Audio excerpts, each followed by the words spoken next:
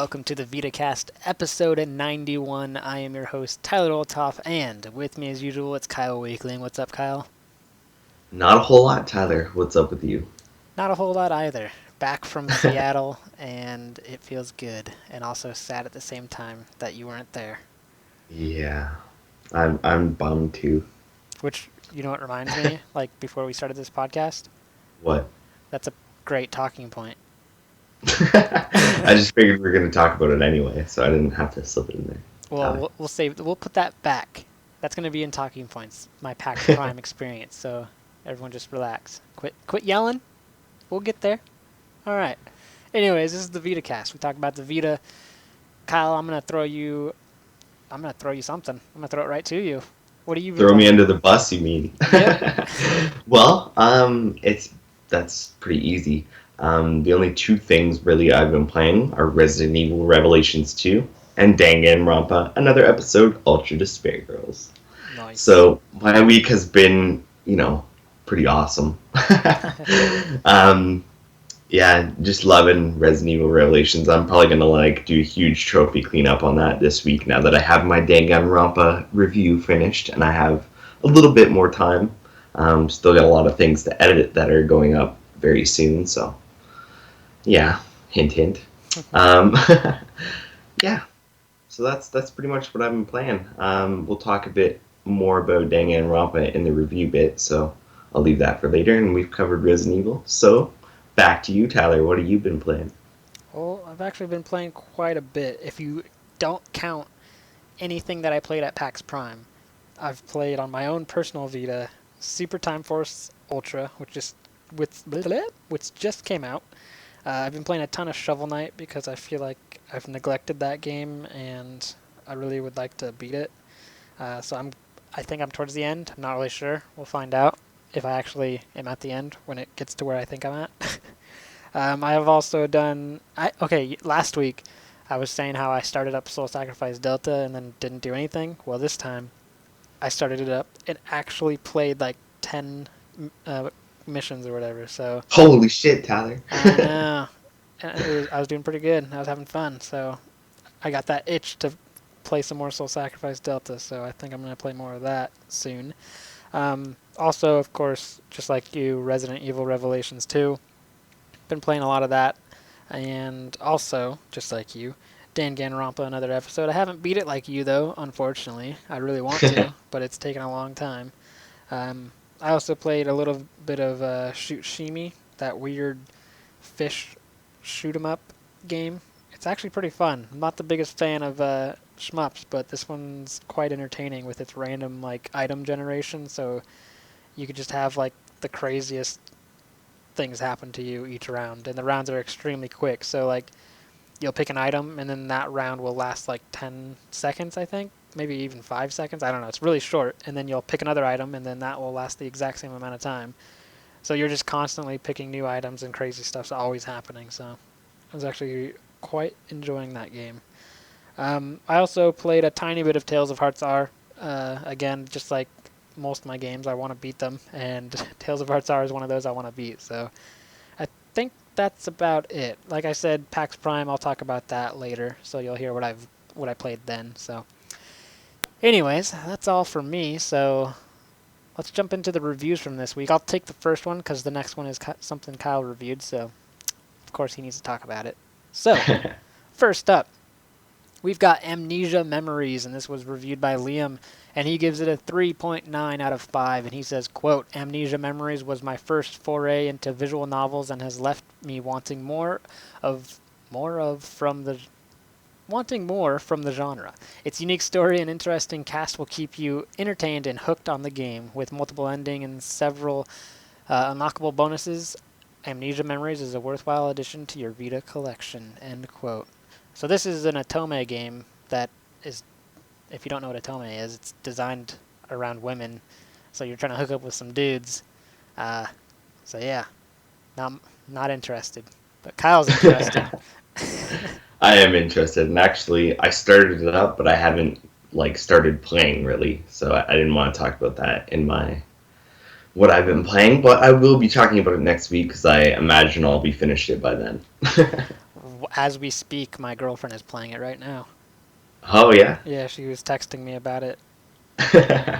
Awesome. She Well, said, you have to get her on the podcast to talk about "Oh it. yeah." She'd probably be too nervous to say anything.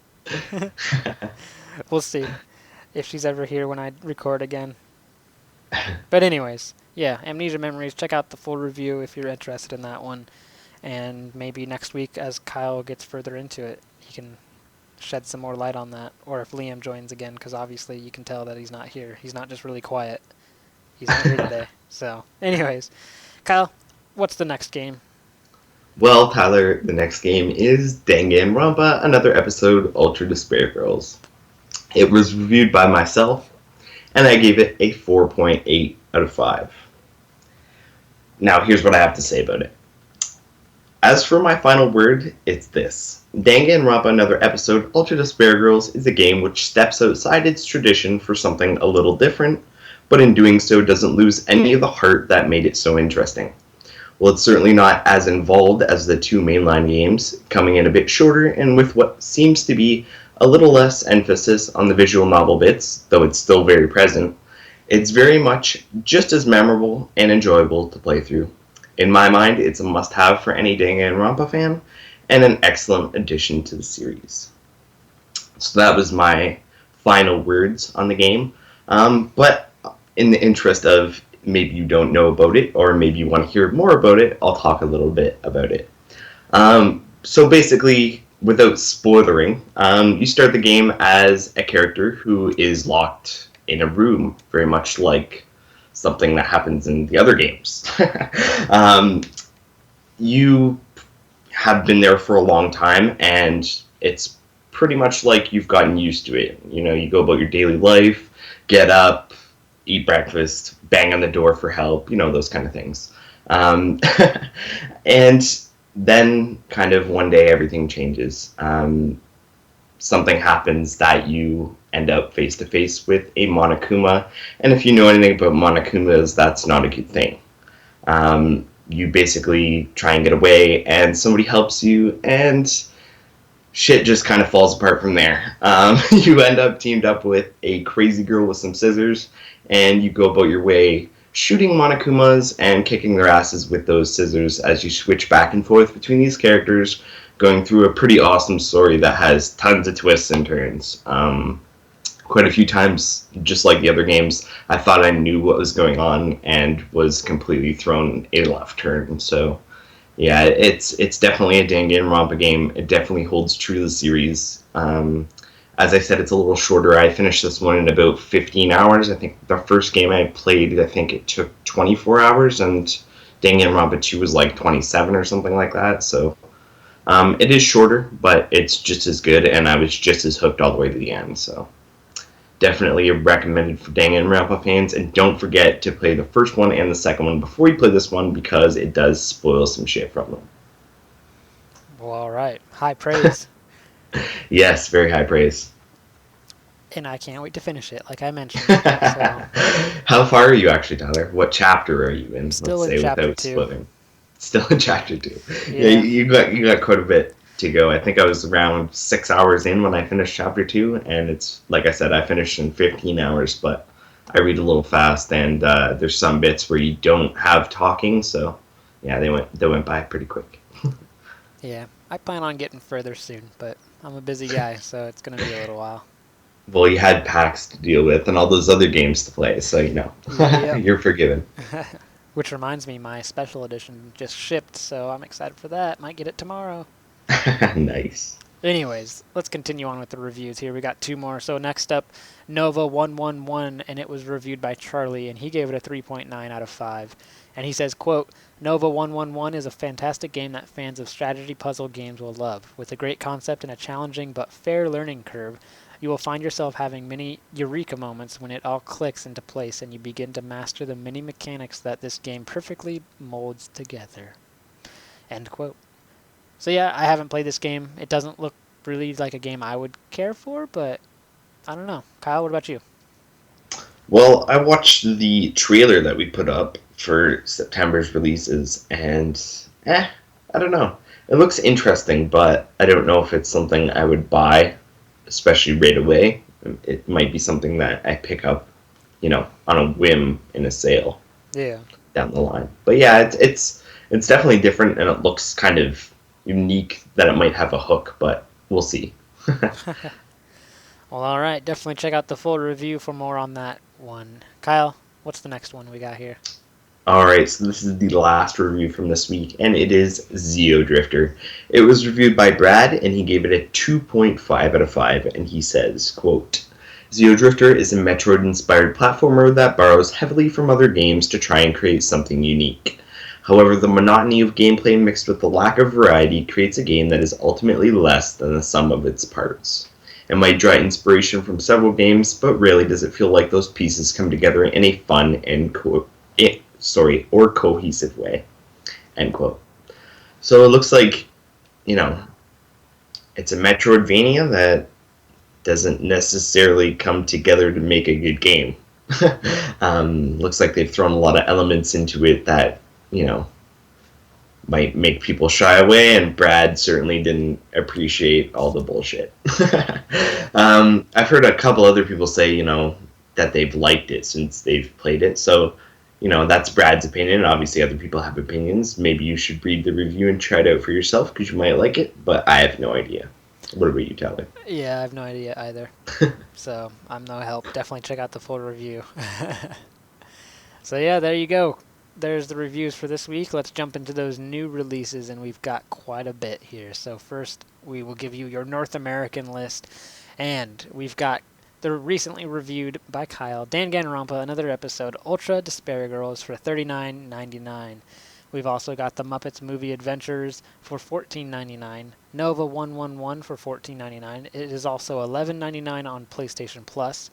You've got Space Hulk for $34.99, Super Time Force Ultra $14.99 or free on PlayStation Plus, and you've got Drifter for $9.99, which is also free on PlayStation Plus. Kyle, what are we getting in Europe?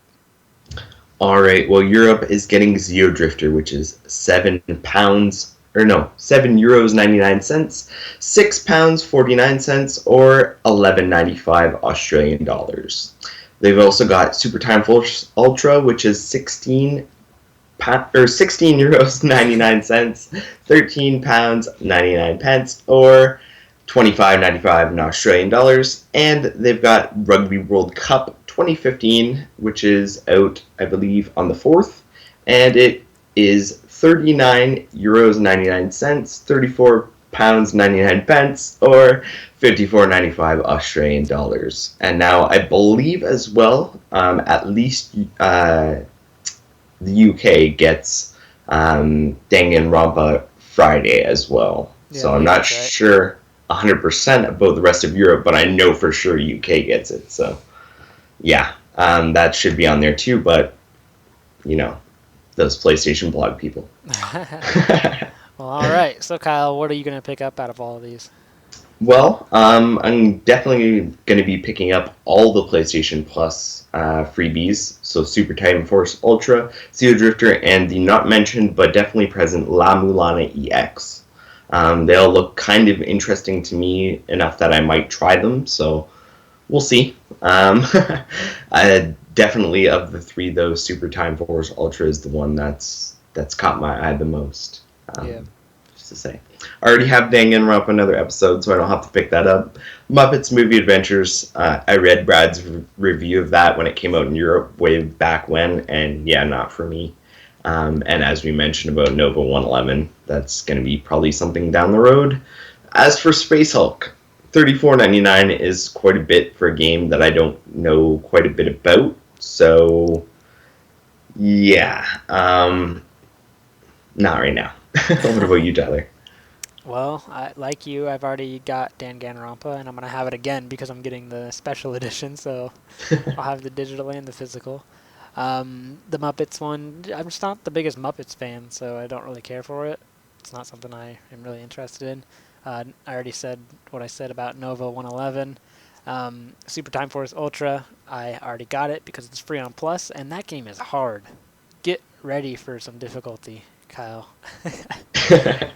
I am ready, Tyler. I Or watched the trailer and that bit with Shuhei Yoshida shooting like what the fucks and like other tweets at like an enemy, which sold me on the game. well, all right. Good luck with that. I haven't met him yet, but I'm enjoying it. Enjoying it. It's just really hard. So, or I just am terrible at it. But anyways, Zeo Drifter. Yeah, I just don't care really too much about it. And yeah, Space Hulk. I don't really know much about it. I've watched a very short video on it, but $34.99 is so expensive. It just seems way too pricey. I don't know. Do we know anything about this game, Kyle? Well, we do know a little bit, Tyler. We know that Space Hulk storms onto the Vita September 1st, so it should be out already in North America, and I believe it's coming on the September 25th in Europe. Um, it's a turn-based strategy game set in the Warhammer 40,000 universe, and is based on the popular board game of the same name. And you play as a Space Marine Terminator bound to reclaim their honor by defeating their infestation of Janus stealers that have taken refuge aboard a giant derelict Space Hulk. Sounds, I don't know, interesting to say the least. I'll definitely be keeping my eye on it, but yeah, like even the screenshots we've seen are looks like cinematics, so you can't really believe what you're seeing until you see some gameplay. And that's what I'm looking for over the next couple days. Yeah. Yeah. I don't know. That I can't get over the 34.99. Well, you never know. We've seen price drops and deals right away, so we'll have to see how well it sells at that price before we, yeah. Yep. Anyways, yeah, there's your new releases, quite a bit from the week. Um, so yeah, let's jump into the news.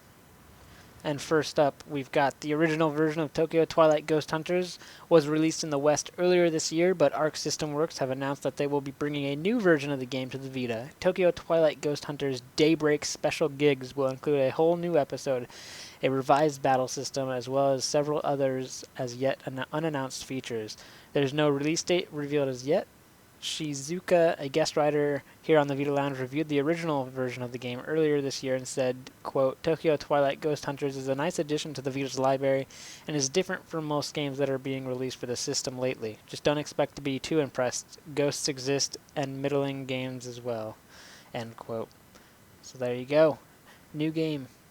Next up, Compile Heart has announced the release date for their upcoming Hyperdimension Neptunia vs. Sega Hard Girls crossover title. Hyperdimension Neptunia vs. Sega Hard Girls is set to release in Japan 3 months from now on November 26th. The regular version of the title will be priced at 6,800 yen plus tax on release, and the limited edition will be priced at 8,800 yen plus tax. That limited edition comes with the game, a girls' talk drama CD, a character artwork booklet, and a friends sticker. Pre-ordering will also secure you a mini soundtrack CD. As stated, Hyperdimension Neptunia vs. Sega Hard Girls releases in Japan on November 26th. Next up, P-Cube has announced that they'll be the ones bringing Earth Defense Force 2 to Europe. While the game was announced for North American release this fall by Exceed back near the end of May, it wasn't clear whether the game would make it to Europe, as there was nobody signed on to bring it to the region. Now there is. PQ has announced that Earth Defense Force 2 invaders from planet space will be coming to European regions sometime in Q4 of this year, and it will be available both digital and physical formats. Here are some mentioned features in the press release. All the explosive free-roaming action of Earth Defense Force in the palm of your hand. 3 character classes to choose from: the Agile Pale Wing, the hard-hitting Infantryman, and the that's a weird word I'm struggling on. Tactically Gifted Air Raider. Increase your firepower with a range of heavily armed vehicles and protect or lay waste to the fully destructible cities. Join up to 3 friends in local multiplayer or online co-op. So there you have it, folks. It was already announced for North America, released this fall, but now it's coming to Europe in Q4 as well. Games for everybody. I love how you fucked up tactically. Well, Teflon tactics over here, and you fucked up tactically. See, Perfect, I think that's why I messed up, because I'm used to saying tactics, and then they add that cully, and it just threw me off. Apparently. That's my excuse, and I'm sticking to it. Alright, moving on with the news.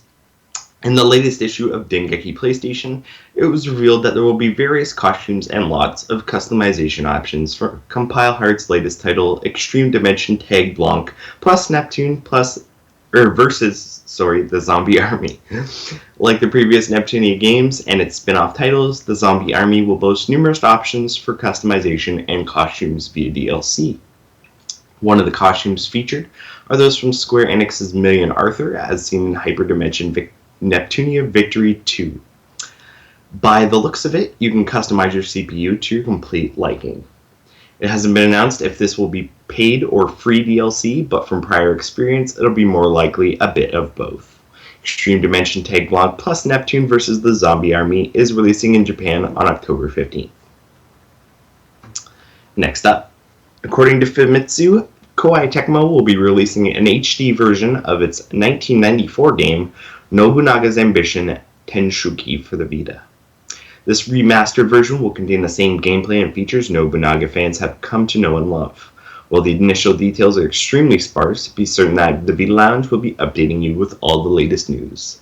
Nobunaga's Ambition Tenshuki with Power Up Kit HD version is releasing on the PS Vita on November 12th.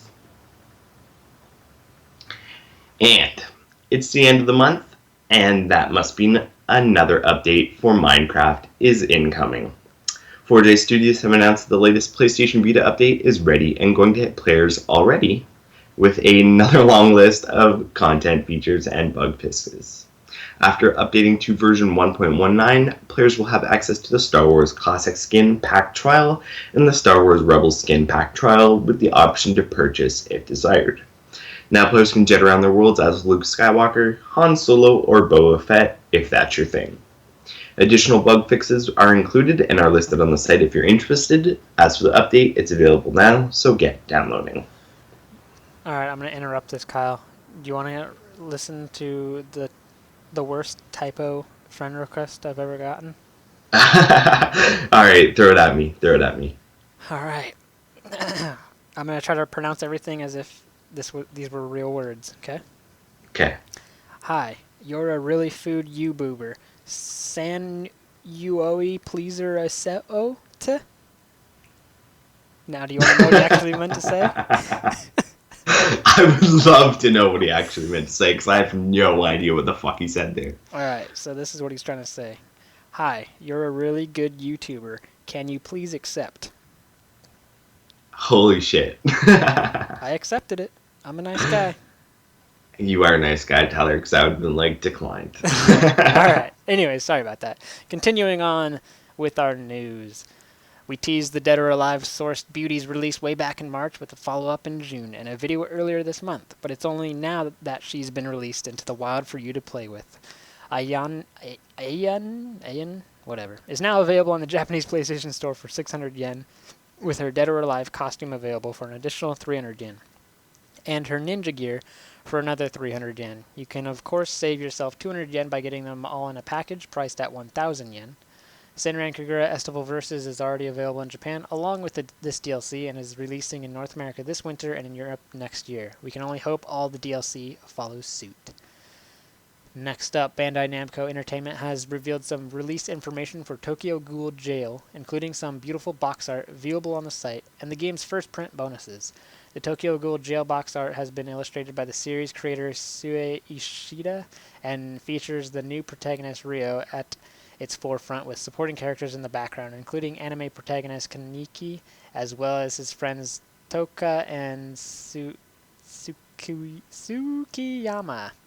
As for the first print bonuses, they include the following items: a voucher code for a Tokyo Ghoul Jail theme, a voucher code to view art used during the game's creation, an input code to obtain SSR Kaneki in the iOS Android app Tokyo Ghoul Carnival. Tokyo Ghoul Jail is due out in Japan on October 1st, and Kyle really wants this game. I know it. Yes, I do. I really do. I bet you want that theme, too. Yeah? I don't know. I gotta see the theme first, Tyler. This Danganronpa theme is pretty fucking sexy. Oh, yeah, I've already got it installed on mine. You too? There you go. Anyways, next up, the latest issue of the Dengeki PlayStation has revealed that Nippon Ichi's newest dungeon RPG is a PlayStation Vita title called Refrains Underground and the Witch Brigade, also known as Refrain no Chika. Okay, we're just going to go with the English one. Set to release in Japan this winter, the dungeon RPG will be released in a first-person perspective and is set in a Nippon Ichi software-like fun and dubious world, and will feature a character who wields a spear. Other than that, nothing else is yet known about what will feature in the game. Tatsuya Izumi, the Witch in the Hundred Knight Hayagami, will direct Refrain, and the game will feature character designs from Takahito Harada of Disgaea fame. With little known about Refrain right now, you can be sure that there will be plenty of news coming in the next few weeks, which will hopefully shed more light on what we can expect when the game releases in Japan this winter. All right, kicking on with that news. Sega has announced their next Vocaloid rhythm title, Hatsune Miku Project Diva X, for release next year. Seems like my prediction on Twitter a few days ago was correct. Sega has just announced the other day the Vita version of Hatsune Miku Project Diva X for release in Japan this March, with the PlayStation 4 version not coming out until next fall. What? Can you say Vita first? Vita first! Anywho, not much is known about the newly announced title at this time, though I hear we'll be seeing more next week, and there's a little bit of a trailer on the site if you're interested. Next up, it appears that the software development kit for Vita themes was recently updated, as new themes on the Japanese PSN seem to have never before seen changes. PlayStation Vita themes have been out for a while now, dropping with firmware 3.30 on October 1st of last year. However, a pair of brand new themes have just been released on the Japanese PlayStation Store that show off changes we've never seen before. TVL4 user and NeoGAF regular Takao has pointed out that the two new Woozer themes allow for the notification icon in the top right to be changed by the theme, along with the page indicator on the left-hand side. The Japanese PlayStation blog's post on the subject mirrors this idea, mentioning the changes in their post as well. While no themes on the North American or European PlayStation stores have been reported to use these changes yet, we're sure it's only a matter of time now that we've seen it in the wild in Japan.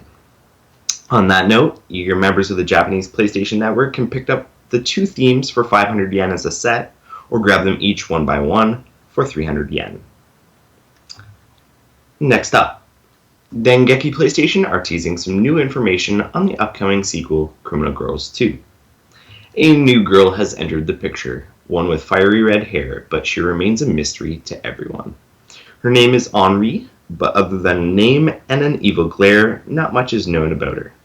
Redheads have always proven to be elusive and mysterious, and now Criminal Girls 2 is continuing the trend. Some other teases being offered are improvements to the battle system and new forms of punishment for the girls. Dengeki also points out that the details of the story will slowly reveal itself little by little as events unfold through the game. Alas, it's just a tease for the moment, but once we get a better look and a better translation, we'll have more to reveal. Criminal Girls 2 is set to launch in Japan on November 26th. Alright, next up. Koei Tecmo has announced the release date for the recently revealed Dynasty Warriors title, featuring PlayStation Vita enhancements like touchscreen support, a cooperative ad hoc mode, cross-save and cross-play with the other PlayStation versions, and all the downloadable content released for the previous console versions. This isn't a vanilla release in the least. But the best news of all, it'll be dropping in Japan in less than 3 months. Dynasty Warriors 8 Empires has been announced for Japanese release on November 26th, priced at 5,800 yen for the physical version and 5,143 yen for the digital download. First print copies of the game will include voucher codes for Gua Jia and Guan Yinping, Cat Masamune Date, and Tenko edit parts, so get it while it's hot. Do you have a perverted mind, Kyle? Do I? Yes, of course I do. Do you have 10,000 yen to burn? No. Well, if you did, Galgun Double Piece's latest DLC is for you! A whole wave of the standard costume DLC has been released that will give your girls a new look, but there are a few paid features that will make you raise an eyebrow. Starting at 1,000 yen, you can purchase the Angel's Cutting Board and Demon's Meat Buns. Alright. Which allows you to change the breast size of the girls. If you thought that was a bit weird, for a cool 10,000 yen, you can get see-through powers with the Pheromone Z item. It will allow you to see through all clothing when equipped and will practically be naked when using the Doki Doki Time feature. For the readers who have imported this game, is this DLC a must-buy? Galgun Double Piece is currently out in Japan and has been announced that it will be... Wait, it has been announced that it will be localized. That said, there's no word if this DLC will make it to the West, and I highly doubt it. Yeah, I'm highly doubting it too, and if it did, it would be censored in some way. Yeah. Well, I guess if it's not that difficult to censor, money's money. Yeah, but then they couldn't charge, 10,000 yen for it because nobody would buy it. True. So it'd probably be like a censored version for like $5. Anyways, upcoming PlayStation Vita game Tokyo Xanadu is taking a page out of Akiba's Trip and the Yakuza series to take you on a trip to visit real-life Japanese stores and play various minigames. Dengeki PlayStation has revealed that players can visit real-life stores such as Animate Kotabukaya and Orion Shobo. In addition, you can also play mini-games such as skateboarding, Gate of Avalon, and a whack-a-mole game called Michi Panic and Magical Girl Magical Alyssa. It's also been revealed that Tokyo Xanadu will have 4 selectable difficulties that range from easy to nightmare. Each of these difficulties can be changed at any time for the exception of nightmare. So if you choose a nightmare, essentially you are stuck with this until you finish the game. In addition to these difficulties, it was mentioned that you are able to switch out support and alternate characters, and when they are out of battle, the character will slowly regain health. A solid design choice from when battles become a bit tough. Are you looking forward to this fantastic looking game? Tokyo Xanadu is scheduled for release on September 30th. And we want it, so give me the game now. Give me. Somebody pick it up. Jeez. Anywho, moving on. Final stretch, here we go. An aqua blue colored PlayStation Vita Slim has been announced for GameStop exclusive release in America. That's right, for the first time since the Assassin's Creed 3 Liberation bundles, you can grab a Vita that's not black in the US at a retail establishment. Only this time we're not talking white, we're talking aqua blue. This colorful new PlayStation Vita Slim PCH 2000 model can be yours for $199.99 US and is launching on November 6th, according to GameStop. Pre-orders are available now, so get ordering. And just a PS on that one, comments on the PlayStation blog state EB Games in Canada will be getting it too, though no details as to that effect have been given, so stay tuned. Now, moving on. Well, America is only set to get aqua blue. Of course, Japan is also getting neon orange and glacier white PlayStation Vita colors because everybody loves them and fuck us. So because Japan likes to one-up the West in everything PlayStation, well, everything technology in general, I'd like to introduce 3 new PlayStation Vita Slim colors: aqua blue, neon orange, and glacier white. There's pictures available on the site if you're interested, and they all look kind of sexy, although that black border is a little bit distracting. Each of these new models are set to be priced at 18,980 yen plus tax on release, and will be available starting on September 17th in Japan. So not only do they get more colors, they get them sooner. Anywho, moving on. Yeah, of course you did, Tyler. Anywho, moving on to the last piece of news. And it's not good news. Well, it is, kind of. Anywho. Spike Chunsoft looks to be doing what Gus did just a few weeks ago, delaying some games to up the polish. Yes, unfortunately, we're back here again, announcing PlayStation Vita game delays, but the good news is they're minor this time, and both delays push the titles less than a month farther down the line than they were. Here's the details. So Grand Kingdom has had its release date pushed from October 22nd to 4 weeks later on November 19th. And Exist Archive, The Other Side of the Sky, has had its release date pushed from the previously announced November 26th date to 3 weeks later on December 17th. Both titles were delayed for the purposes of improving the quality pre-release, that polish I mentioned in the introduction there, and will now be released on those new dates listed. So at least it's delayed for a good reason and not too long. And that's the news, Tyler. All right. Yay. All right, so as usually, when we get done the news, we move into talking points, and we talk about just announced or released games we're looking forward to from the week. So, what looks good, Tyler? Someone sent me a message asking who I am, but anyways, that's weird. Anyways, I don't know why you're messaging me telling me that. Anyways, what looks exciting? I still need to watch the anime, but Tokyo Ghoul Jail, if that gets announced over here, I'll probably force myself to watch the anime. And Tyler, you just like as soon as we're done this podcast, you should just go watch the anime. I'm a busy If you guy. watch the first like 2 episodes, you'd be so hooked that you'd watch the rest of it before even doing anything else. Yeah, I'm just a It's one of busy. those. It's one of those Sword Art Online kind of like hooks you till it's done. Only it's not like Sword Art Online at all. I'll get to it. I'll Do get it, to Tyler. it. Do it. Yeah. Do it. Anyways, um, Galgun double piece. Yeah, looks exciting. I don't really care too much for that DLC, but Liar. okay, you got me. No. But He yeah, wants that DLC for real life. yeah, Now that'd be some DLC. yeah. Anyways, also Tokyo Xanadu. I want that to be brought over here so badly. Come on, Exceed. What are you doing? Go grab it. People Okay, want it.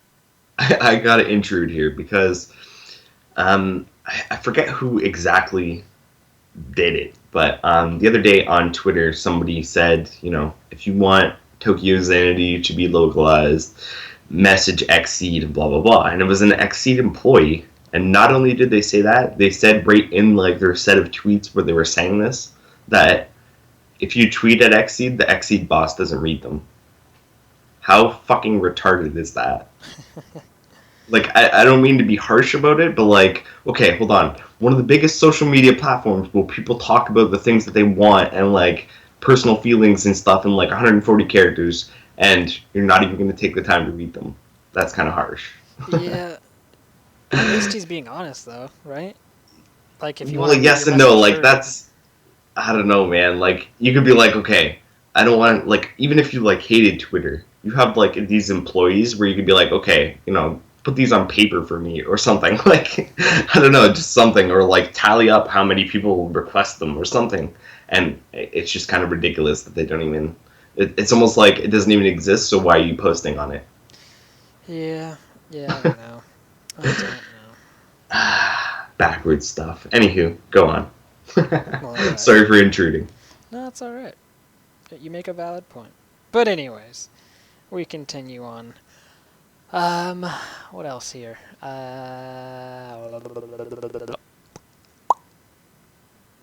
I don't really see anything else within the news, but I'm excited for that aqua blue PlayStation Vita. My girlfriend really doesn't want me to get it though, because Why don't you buy her an aqua blue PlayStation she's Vita? already got a Vita. Yeah, but now she wants an aqua blue one because girls are like fashion trendy or whatever the hell. Well, like I got up, turned my computer on, and she was laying in my bed, and I saw the news, and I was like, I like slowly turned the chair, like that just awkward slow turn, and like, how mad would you be if I got another Vita? And she just gave me the death look and started laying out stupid facts, and I was like, facts? What are these? So I, Sounds like you, Tyler. yep. So then today I went and pre-ordered it. She has Good no job. idea. Hey, blue's my favorite color. I have a capture Vita that's blue. I'm gonna have a regular Vita that's blue. So what you're saying, Tyler, is you don't have enough blue on your Vita. That's right. That is very right. Oh Lord.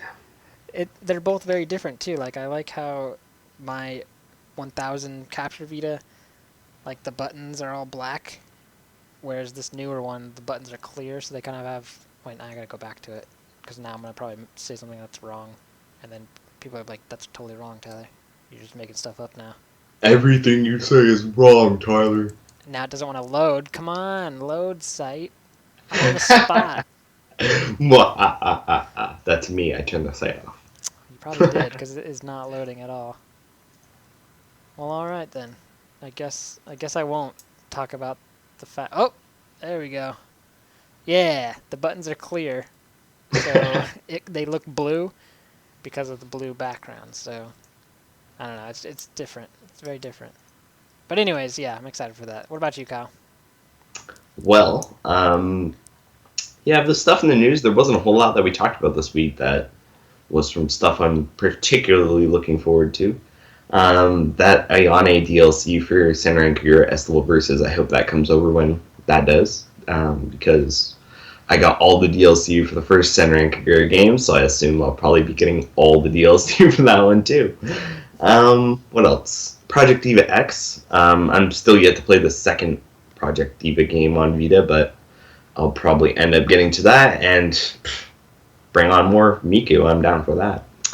What else? What else? Galgun. Yeah, I'm definitely interested in that. I don't think I'd pay for that DLC if it's 10,000 yen because that's like $100. That's fucking ridiculous. That is pretty Um, pricey. yeah, not gonna happen. And what else? There was another one. Oh, what you mentioned, Tokyo Xanadu. That's another one, and Tokyo Ghoul Jail as well. So a lot of stuff that we talked about before, basically. Um, yeah, just reiterating, I'm still looking forward to them and hope they come over if they aren't yet. Yeah, it's quite a bit for us to play, and that's just mentioning stuff within the news that we talked about. There's so much stuff coming that Oh it's yeah, gonna be there's a lot of wild. stuff that we don't even talk about in the news every week. There's it seems like every month there's so many games that I want that I'm getting behind in both things that I get and things that I haven't bought yet. Yep, So it's like a double backlog. It's fucking ridiculous. it's a lot But of anyway, fun. moving on with those talking points, Tyler, I'm going to kick it back to you so you can talk about the awesome things that happened to you at PAX Prime when my loser ass wasn't there. Yeah, way to go, Kyle. But anyways, yes, I went to PAX Prime this past weekend, and if you don't know what PAX Prime is, it's an event mainly for gaming, and just think of it kind of like E3 or Gamescom with no press conference. You can play tons of games, lots of games are demoed, and there's just a ton of stuff going on. And yeah, so I went to that, and I was a little disappointed at first because right as I walked through the door and went into the Sony or the PlayStation area, they had absolutely no Vitas, nothing. And I was like, wow, this is going to be a shit PAX. Because last year and the year before that, they had a ton of Vitas. They had just right in the very middle of their booth, Vitas all lined up. So not seeing a single one was a little, it hurt a little bit. But anyways, that didn't mean there wasn't stuff to play. So I ended up getting a few appointments with some developers and just stumbling across what was on the floor and being like, oh, wait a minute, that's coming to the Vita. I'm going to play this. So if the site would load for me and I could actually get to the impressions article I did, because the site does not want to load anything for me right now, I could get more Damn in it, depth Tyler, about make that. me do work over here. Nothing's loading. It's just sitting here. Anyways, I'll just bullshit for a little bit because I can remember stuff in heart. So yeah, I played Y2K. That's one of the games I played, and it's a lot of fun and very weird, but it's a lot of fun. It's an RPG, a JRPG style game set in the 1990s. It's extremely colorful. Like the graphic design of this game is just super colorful. I really enjoy it. It kind of reminds me, like slightly of Tearaway, but not. Like everything looks somewhat papery, but not. It's kind of hard to explain, but there's tons of screenshots and there's trailers too if you want to check that out to get the idea of what I'm talking about. But I don't know, it's just a lot of fun, and the way they have you fighting the enemies are pretty unique. Like if you think of like a turn-based game like Final Fantasy or something, and you hit attack and then you see your dude jump across the screen with his giant sword and he slashes the enemy and he jumps back. That's it. This game, you have to play like little mini games with each ability you use, and that counts for like healing items. Actually, I don't know about items. I don't think I had any items, but if you like do a healing spell, you have to do a little mini game. If you want to do a basic attack, you have to do a little mini game. Now that can kind of sound annoying, but each little mini game is fun.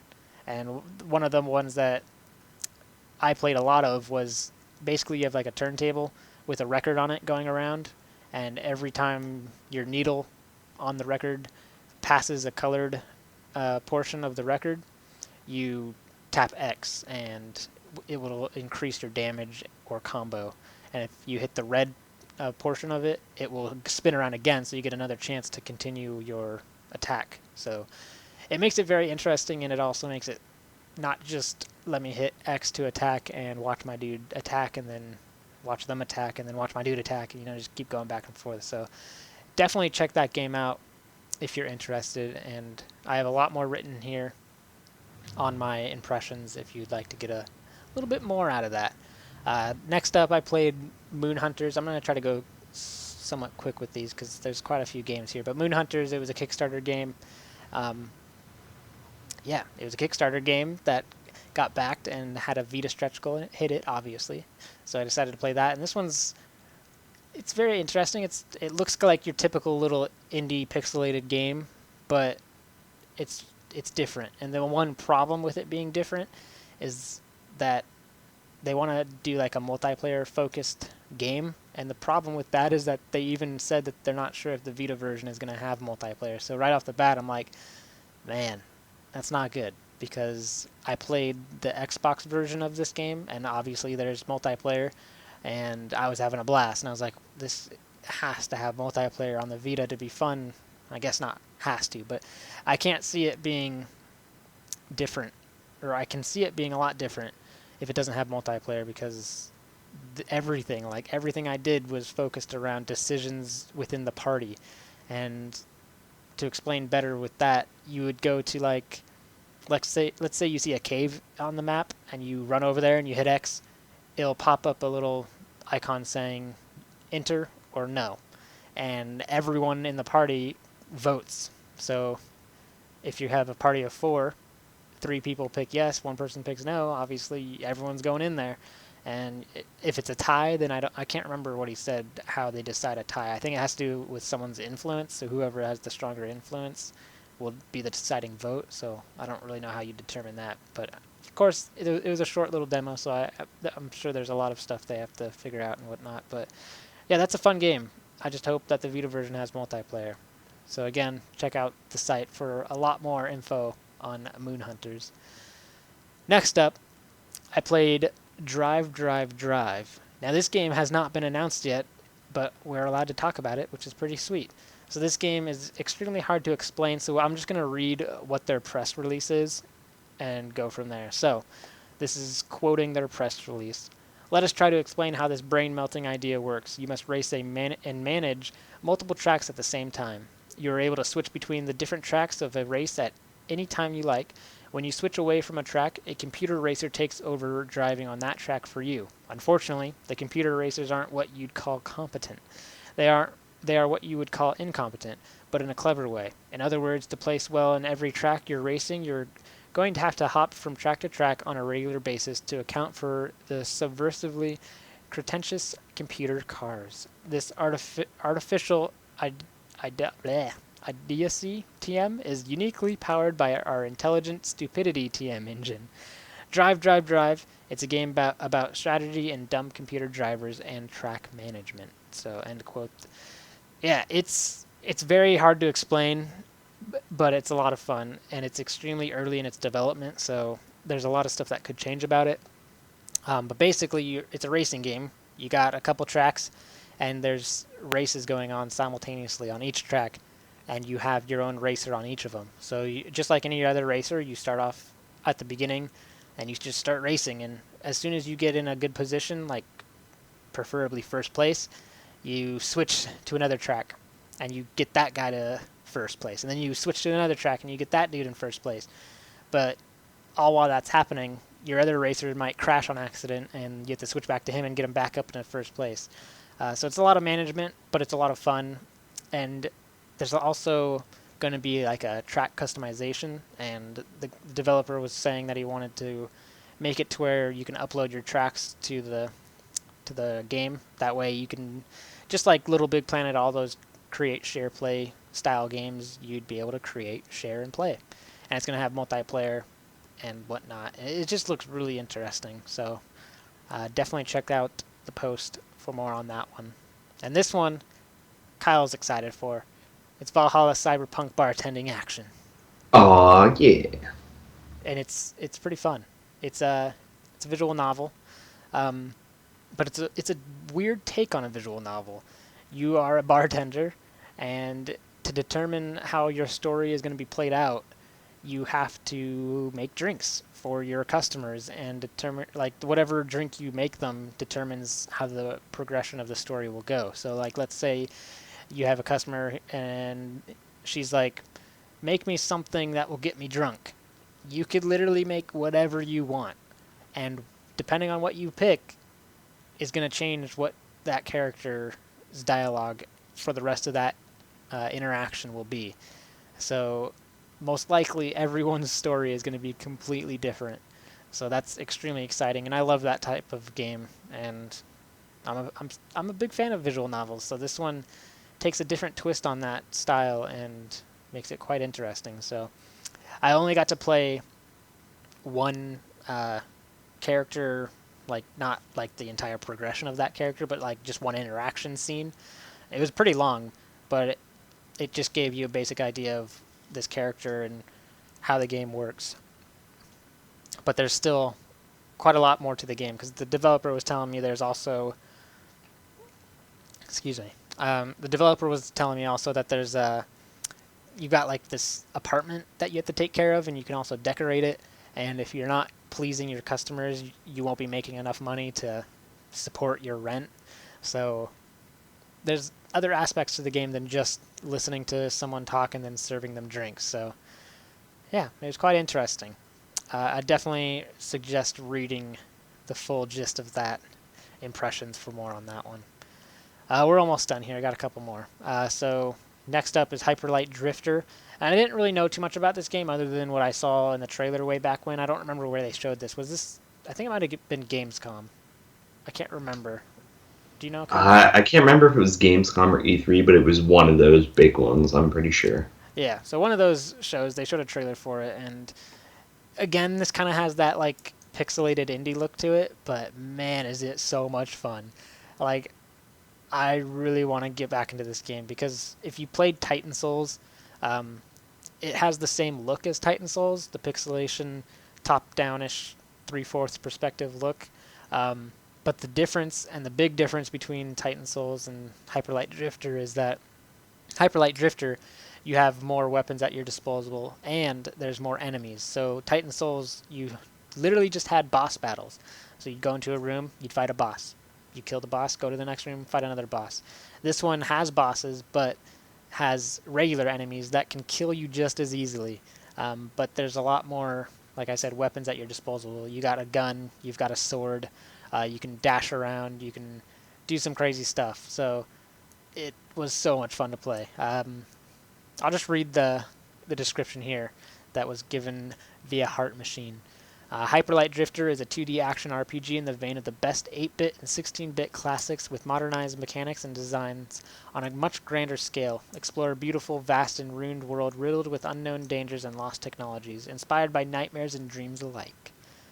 So yeah, this was actually a game I wasn't expecting to be at PAX because I had no idea it was at PAX. But when I was walking through the Indie Mega booth, I just glanced over and was like, oh, hey. And I just waited in line and just chilled and watched people play, and then hopped on when I got a chance. And I didn't want to put it down, but there was a line forming behind me as I was playing and trying to destroy a boss, and I failed a lot trying to kill the boss, and I was like, okay, I'll stop being lame and pass the controller on. So yeah, definitely look out for that one, because that one is jumped on my must-have list really quick by just that short playtime. So next up, we've got Assault Android Cactus, and this one is I wouldn't say it's similar to Helldivers. It's the same gameplay mechanics. So it's a twin stick shooter. Um, but obviously, you're not on an alien planet with bugs and stuff. This one's you play as girl androids that are destroying robots. Um, but yeah, it was a lot of fun. The only problem, just like Moon Hunters, is that it seems like the multiplayer is the way to go. The only difference with this one is that it seems like you'd be okay, like having an okay experience by playing single player. Uh, and I'm just saying that because it's not heavily focused around multiplayer, but it still seems like it's needed. And by saying that, it's like anytime you finish a mission, you get like a grade, and every person within the match gets rated, and you can see who did the best, who did the worst. So it's kind of like a little friendly competition within the game itself of who can do the most work on killing all these robots.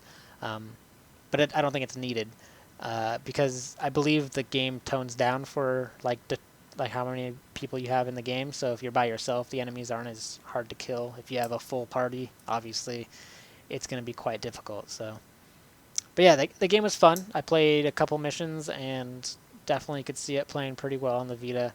I loved um, Helldivers, so I'm all about twin stick shooters, even though I'm not the best at them. So definitely check out the full impressions for more. And finally, we've got an actual game I played on the Vita. There was one company that decided to bring a Vita, and I was so excited. And it is Bastion, brought to you by Supergiant Games. I think that's Supergiant. Supergiant? Yeah, I don't even remember. Anyways, there's a company that makes Bastion, and they brought a Vita. So I actually played this game on a Vita, and it was awesome. Looks really good, plays really well. I didn't get to play too much. The demo was pretty short, and you know, got to do stuff. So, but anyways, I'll read the description here just to, in case you don't know what this game's about. Bastion is an original action role-playing game featuring a reactive narrator who marks your every move. Lush hand-painted 2D artwork and tight responsive gameplay that rewards playing with finesse. The game is designed to be simple to pick up and start playing while offering a lot of rich choices around character customization as well as a deep story and game world you can lose yourself in. So yeah, I mean this game is, like I said, I didn't play too much of it, so it's kind of hard to say a whole lot about it. But from the short time I played of it, I'm really excited for it. Like I said, it looks really good on the Vita. I was playing on the PCH 2000 model, so the new model, and it looks amazing. So I'm excited for it. There was no slowdowns. I was fighting quite a bit of enemies on the screen, so that was a positive. And yeah, looking forward to more of that one. So again, for all these games I mentioned, these are kind of quick rundowns. If you want to get the full gist of all these impressions, definitely head to the site and check out PAX Prime 2015 impressions. Kyle, I'm here. do you have any I've been questions? this. I don't have any questions because I actually read the whole thing, so I kind of know what you know as far as you've given anyway. Um, but yeah, some of those games are definitely seeming very interesting. I like the whole race management thing and drive too, so I'll definitely be keeping an eye on that new kind of announcement. Well, all right. So yeah, like I said, check out the site for everything on that. There's quite a bit, and there's actually I'm gonna hint at some stuff. There's two games I was not able to talk about because of embargoes. So hey, Vita has no games. Well, all right, let's move it along, Kyle. I talked a lot. Yes, you did. Yes, you did. For once. It All happens. right, moving on. We've got listener mail, and not a lot this week, but that's okay because we've had a full podcast otherwise. First up, we've got Dragon Awesome Toad at LKRJC on Twitter, and they ask, "How do you think the Vita will be in the next year?" What do you think, Tyler? Um, I think it's gonna be okay. You know, there's like we've mentioned, there's so much coming that we're excited for, and to the outside world, it's gonna seem like a dying console, like it is all the time. But to us in the know, there's just so much to play. So I'm excited for the future and next year. Oh my god, there's so many stuff, So much stuff. It's gonna be okay. Kyle? I agree with you. If you actually look at the amount of games and stuff that we've been given since the Vita came out, the amount of games per year has gone up. The amount of games per month not per month, per quarter, every year has gone up. So every year, Q1, there's more games in Q2 than there was in Q1. Then Q3, there's more games than there were in Q2. So, to say that the Vita is a dead console at this point is ridiculous. And we're just getting so much that it seems like people are just kind of glossing it over and or don't know. And that's why, they say these things. So it's just funny, and just to go to support, that whole Vita isn't dead in the West thing. Sony just announced a new Vita.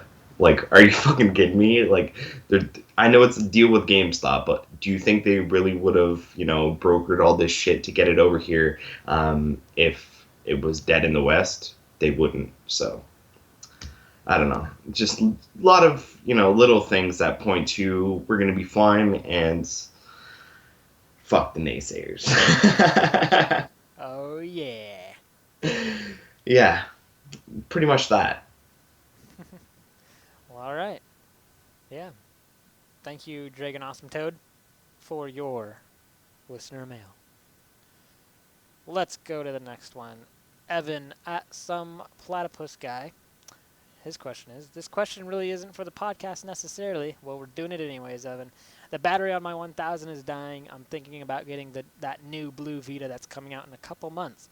But is the screen really that bad that I'll have regrets?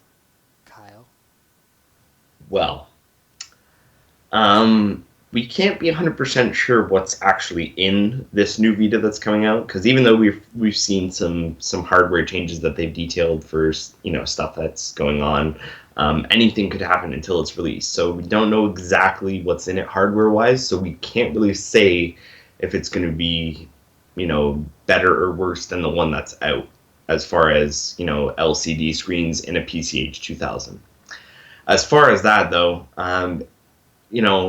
it's not bad. It's just not as good as the OLED. When I first got my OLED Vita, just looking at the screen, like it popped to the eye, and it's one of those things that really catches you. The LCD, well, less. It does still do that. Like, I mean, games still look good on the Vita. There is a couple issues with how images are displayed on the LCD, but for most people, they don't even notice them. So, really, is it that bad that you'll have regrets? No, as long as you can play your Vita, you're probably going to be fine. I don't know, that's just my 2 cents. What do you think, Tyler? I have to agree with you. Yeah. You'll notice it. I mean, if the 1000 has been your Vita ever since you've owned a Vita, obviously, since you're saying it's dying, you're going to notice it, but I doubt you'll have regrets. I'll take a Vita 2000 every day if all my Vitas break, and that's the only Vita I can get. I will definitely be happy with the 2000. I mean, like I said, I already pre-ordered mine. I'm getting one as well. So, hey. Well, all right. Thank you, Evan, for your question. That wasn't necessarily for the podcast, but we do what we want here. That's right, we do what we want. And unfortunately, we can't do what we want next because Liam's not here, so we just threw that out the window. So, let's just jump into check this out. Kyle, what are we going to check out this week? Well, in honor of my review this week, and because you actually kind of have to play them before you play Danganronpa Another Episode Ultra Despair Growth, I recommend that you get Danganronpa Trigger Happy Havoc and Danganronpa 2 Goodbye Despair. They are $39.99 in North America still on the digital store, so if you can find, used copies or, cheaper copies in a store, that's probably the better idea.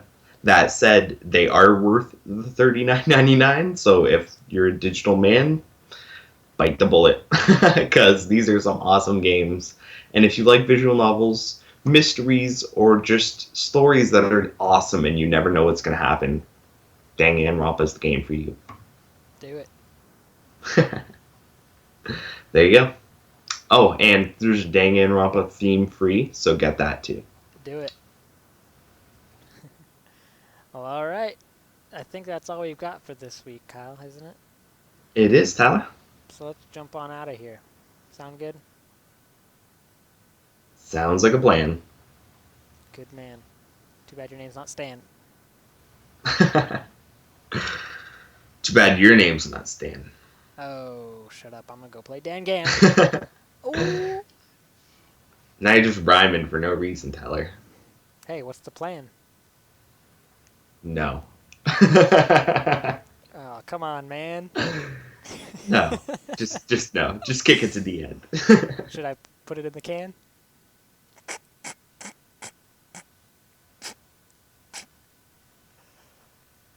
You done blowing your nose? Okay, I'm out. Can't think of any. Anyways, if you got listener mail or comments, contact us via media services at thevitalounge.net. You can find everything we talked about today at thevitalounge.net. News, reviews, featured articles, store updates, podcast, a community forum, and a magazine, both digital and physical. Support the site and get physical copies of the magazine via patreon.com/thevitalounge. We're on Twitter at The Vita Lounge. I'm at Mr. PSVita Reviews. Kyle is at Teflon Tactics. You can find us on Facebook. Just search The Vita Lounge. We are also on YouTube, youtube.com/loungeplay. We just posted up the September preview releases, so go check that out and see what's coming. And of course, there's always stuff we don't know about, so enjoy that. This podcast is available on iTunes, Podbean, Stitcher, YouTube, and via direct download on the site, so go support us there, subscribe to us, rate us, and let us know how we're doing. And that is it for the Vita Cast episode 91. Hasta la dangan.